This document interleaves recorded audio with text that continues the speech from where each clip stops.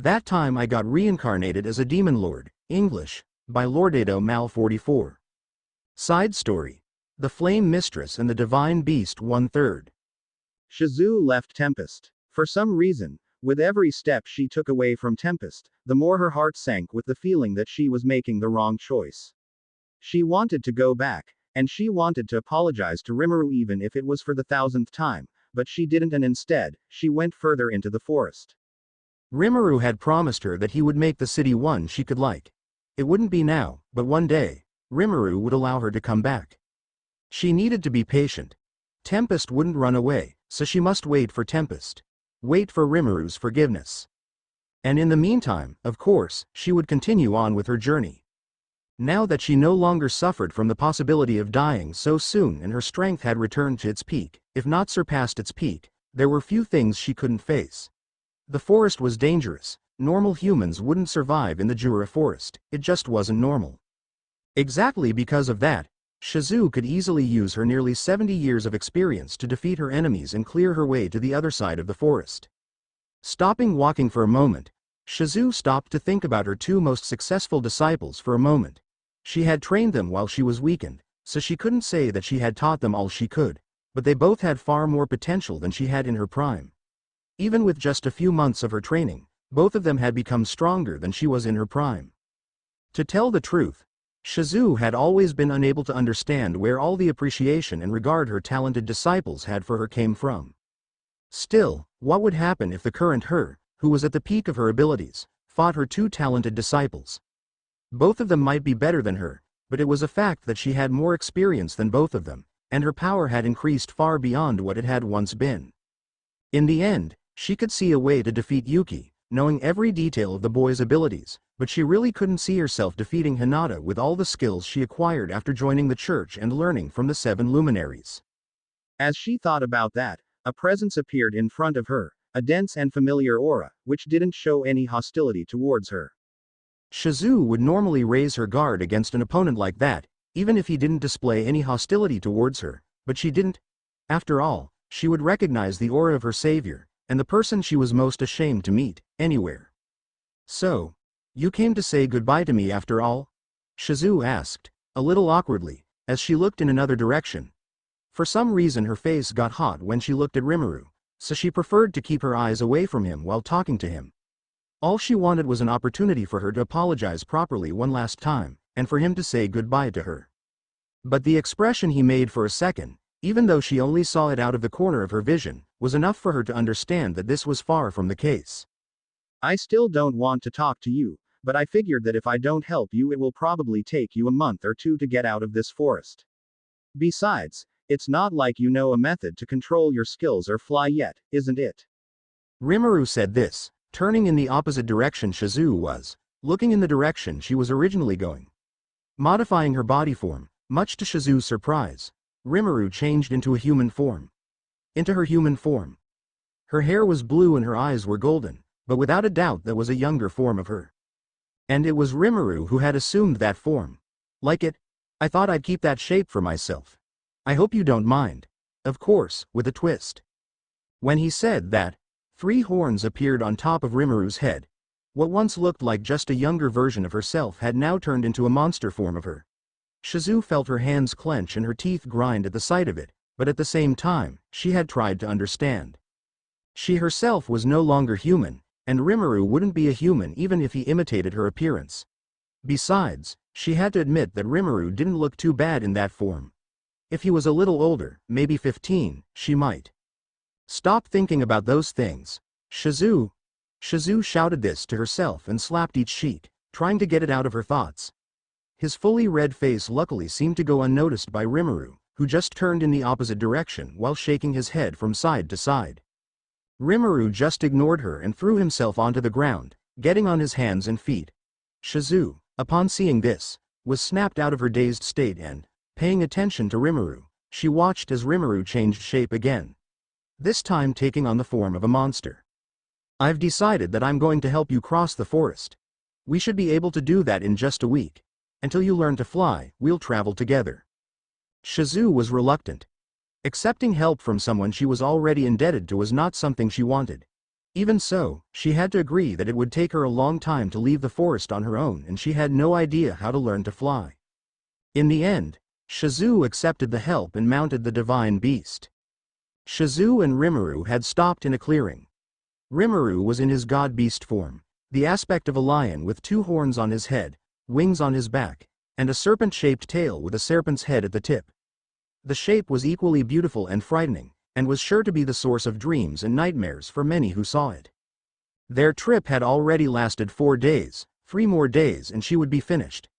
Shizue's days were filled with traveling astride Rimuru, traveling at speeds she had never even imagined traveling, and then taking short breaks to eat, practice with her new skills and try to learn to fly.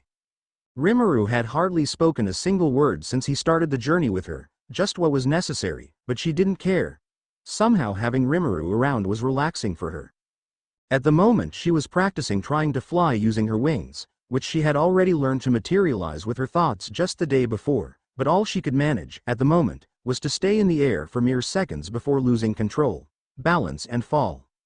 After all, she had never flown by herself before and the feeling was totally different from what she imagined.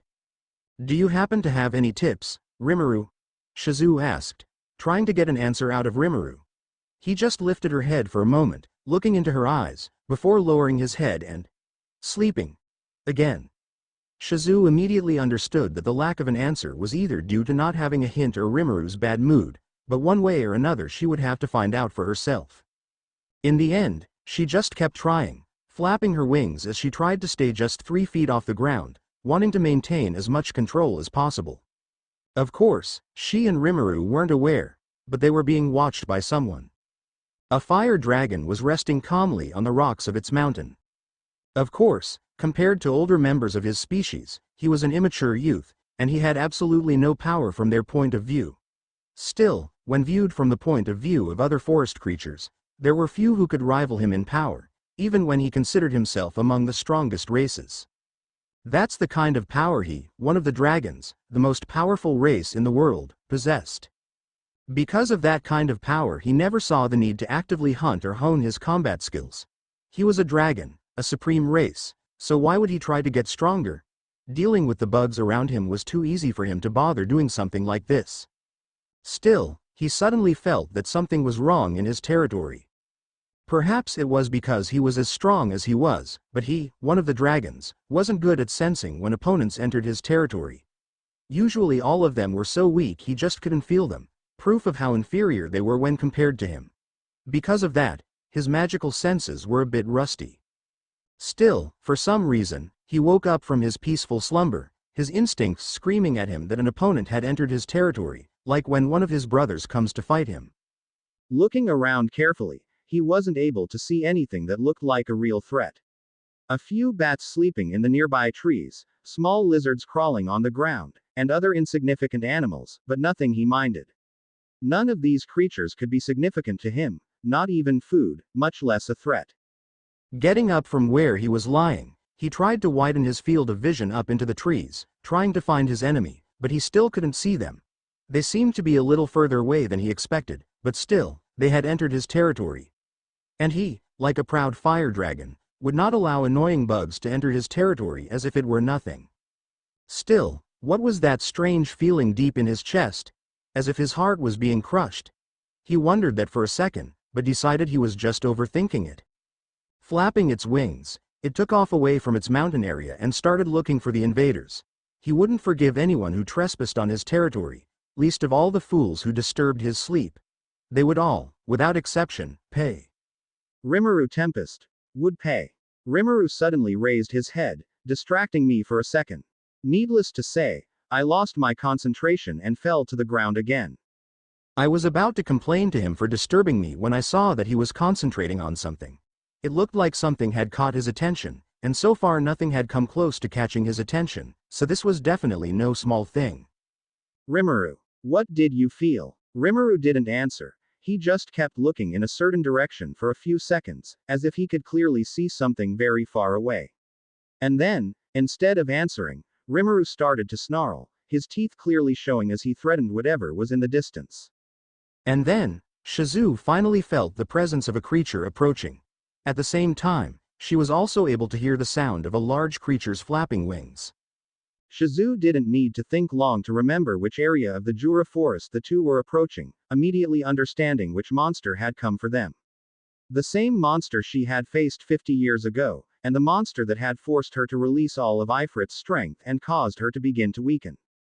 That moment where, using Ifrit's powers, she defeated a fire dragon, earning the title of Tamer of Flames, but that made her give up her adventurous life. Seconds later, a huge dragon with red scales appeared flying into the clearing they were in, flying over them while staring at them with hostility. Shizue shivered for a moment, remembering how many people had died back then and the feeling she had when she released Ifrit. She, at that time, had not been strong enough on her own and had needed Ifrit's help.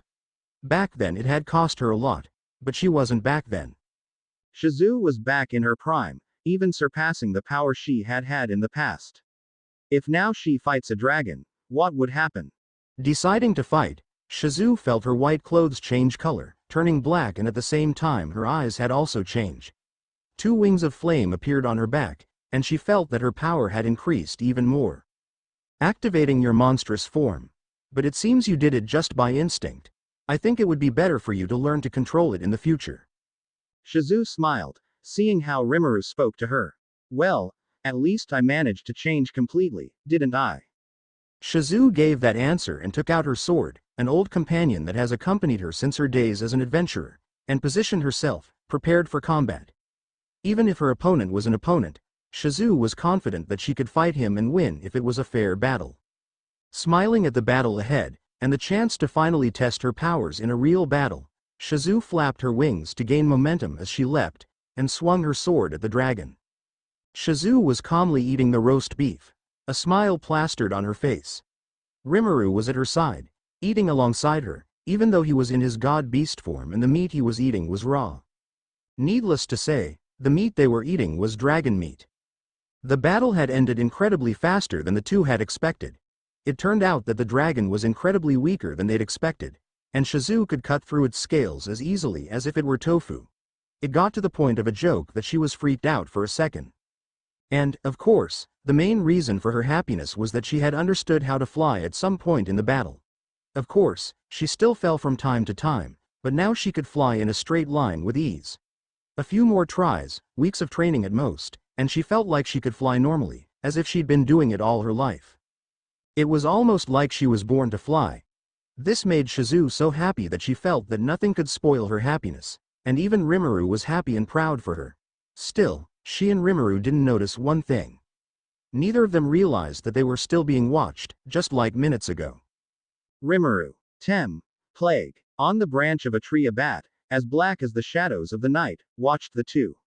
Neither of them was able to sense him or sense his presence, but he had watched over them since the beginning of their journey. And he would watch them for a while longer, along with his other companions. The end of a journey and farewell with your companions.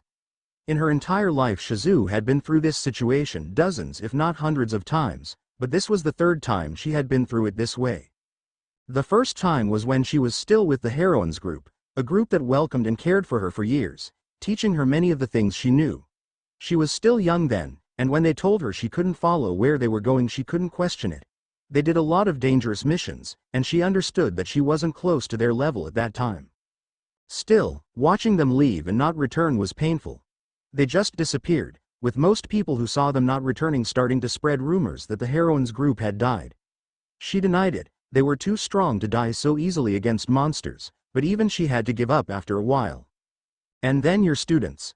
Of course, they were alive. She could see them at any time, but when she left Ingratia to undertake this journey, Shizue didn't believe that she was really able to come back alive. She hoped, somehow, that she could save the children's lives, but she didn't know if it would really be possible for her to complete the journey, at least at that time. And then, she met Rimuru.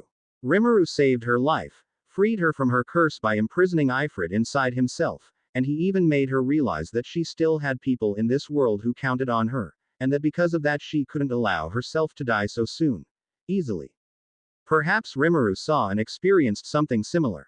She wouldn't know, he probably wouldn't tell, but she felt he understood. Rimuru, in a short time, became an important person for her as well. She cared for him, Partly as she cared for the students she had left behind in Ingratia, who largely depended on her, and partly as someone different. Rimuru was young. Just like Hinata and Yuki, he seemed to be just a child from Shizu's point of view, at least in terms of age. And, of course, Shizu knew that Rimuru had created a crush in her, as it had with Yuki. Still, Rimuru was different. Maybe it's because Rimuru didn't depend on Shizu even for a second, maybe because of the strong determination he had, even if it was for something stupid or simply because he gave her a little peace of mind, as if she was at home every time she approaches him. Shizu didn't understand why, but she didn't feel about Rimuru the same way she did when Yuki liked her. But now it was too late. 7 days had passed since they had started their journey and they had finally reached the edge of the great forest of Jura. Rimuru, at the moment, had started to run through the desert beyond the forest, the territory of the country of orcs, helping her to go to the country that was just beyond. The land of harpies, Fulbrosia. You know the basics of flying now. Practice a little more, just in case, but taking into account your current strength and the fact that you are capable of flight, then Demon Lord Frey will probably want to hire you. Rimuru spoke through his thought transmission. That's because he was running at a speed at which they really couldn't hear anything that was said. She, of course, was already happy enough that he was talking to her, something he only did after she defeated the fire dragon. And I have to admit, I like that he's worried about me. Shizu thought this, trying to hide her flushed face. Since Rimuru had saved her life, her body had reverted to her 16 years old in many ways and she felt as immature as some of her disciples. It was really like she was experiencing the things she hadn't experienced the first time around, by constantly fighting for Demon Lord Leon Cronwell or alongside the heroines group. And honestly, she hated that she was experiencing these teenage emotions that didn't match her real age at all, even though they were perfect for her appearance. Rimuru. You, let's finish this way. Rimuru stopped running as soon as he mentally shouted that, which interrupted Shizu's words. She sensed that there was a bit of anger in her voice, so it's likely he knew what she was about to say. Here's where we parted ways. Shizu followed Rimuru's words, grabbed her things and got off Rimuru's back, ready to continue her journey. Her countenance had changed a little, she was a little more downcast, but she was still smiling. She was the oldest, so she must also be the more mature person between the two of them, something she hadn't done much recently. Rimuru. Thank you for helping me. You have greatly advanced my journey and helped me on my journey. If I can do anything to thank you. Ha ha ha ha. Never say anything to a teenager. You might regret it. Shizu's eyes widened as she understood the meaning of those words from Rimuru, and felt his face turn red once more. After all, was he capable of finding evil in anything she said? Anyway. Just save those kids, okay? That and give Demon Lord Leon Cronwell a nice punch in the face. That bastard pissed me off. Rimuru was about to run back into the forest when he suddenly stopped and turned towards Shizu, watching her and her downcast face for a few seconds. A small spark of guilt ignited in Rimuru's heart, but that was only for a second, recovering soon after. Oh, also, see if you stop by Tempest every now and then. Just so I don't get homesick. That was all Rimuru said before turning around once more and running at full speed, racing across the desert plains. He was heading towards the forest, back to where they had seen one of the orcs from the nearby country, but Shizu couldn't care less about that at the moment. She just couldn't stop smiling, knowing that Rimuru still wanted her around.